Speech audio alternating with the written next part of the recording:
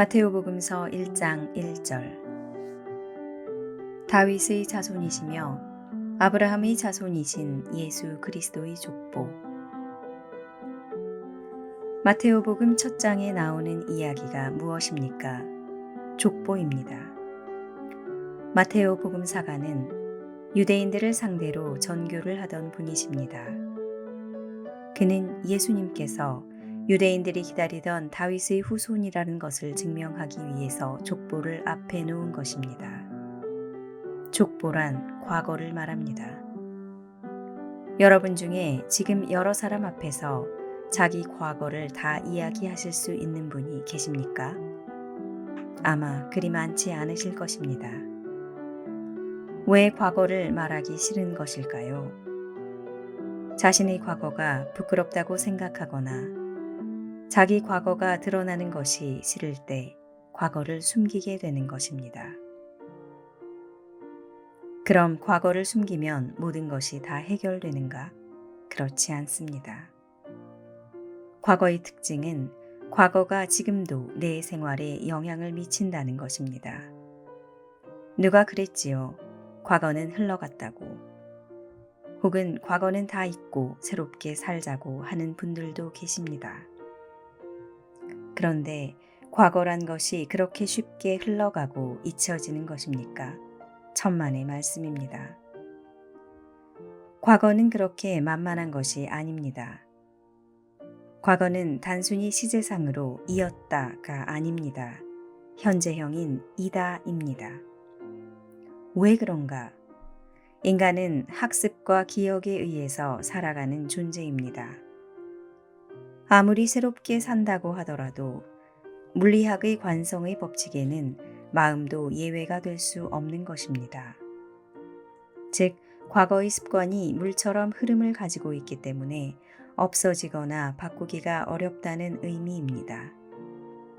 그래서 아들러라는 심리학자는 상담할 때에 내담자에게 첫 기억이 무엇이냐고 물었던 것입니다. 첫 기억이란 그 많은 기억 중에서 가장 또렷이 떠오르는 기억인데 그것은 지금도 내 마음에 영향을 미치는 힘을 가지고 있기 때문입니다. 이런 연유로 해서 과거는 중요하게 다루어야 하는 주제입니다. 자기 과거를 부끄러워하는 사람들이 보이는 행동은 다양합니다. 가장 많은 것이 자기 과거를 미화하는 것입니다. 내가 지금은 이렇지만 옛날에는 하면서 옛날 일을 들먹이는 것, 또 어떤 분은 과거의 흔적들을 없애고 싶어 합니다. 자기 과거를 아는 사람을 피하려 하고 남들에게 자기 부모를 안 보이려고 하는 것도 자기 과거를 없애고 싶어 하는 것과 유사한 것입니다. 이렇게 자기 과거를 꼭꼭 숨기면 어떤 현상이 생기는가? 마음의 힘이 약해져 가고 자신감이 없어져 갑니다. 특히 과거의 상처가 깊은 분들의 경우 과거의 상처들이 주는 우울증에서 벗어나기가 어렵습니다. 더 힘든 것은 과거가 나에게 짐처럼 붙어 다닌다는 것입니다. 과거의 삶이 힘겨워 과거를 해결하지 못한 분들을 보면 얼굴 표정이 짐을 지고 가는 사람들의 얼굴과 비슷해 보입니다. 심리적인 짐을 지고 가기 때문입니다. 그래서 영적 상담을 하면서 회개가 진전되면 대개 과거의 삶이 어떠하였는지, 부모와의 관계가 어떠한지, 부모가 자랑스러웠는지를 묻는 것입니다.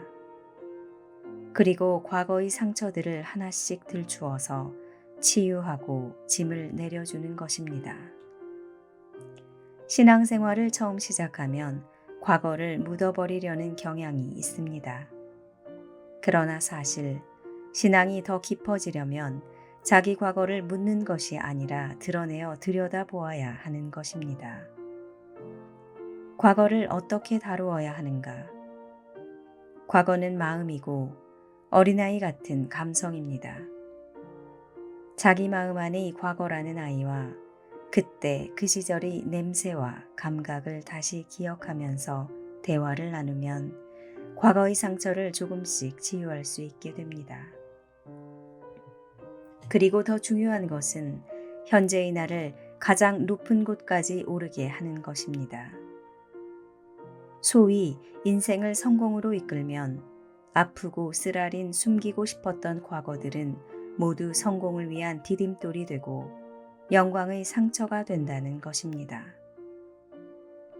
자기 과거를 돌아보면서 나는 한 번의 실수나 실패도 없이 상처 하나 없이 살아왔다고 당당하게 말할 수 있는 사람은 아마 한 사람도 없을 것입니다. 중요한 것은 그런 과거를 딛고 얼마만큼 일어서느냐 하는 것입니다. 어두운 과거 속에 파묻혀 사느냐, 과거를 딛고 일어나 성공한 삶을 사느냐 하는 것은 우리의 선택입니다.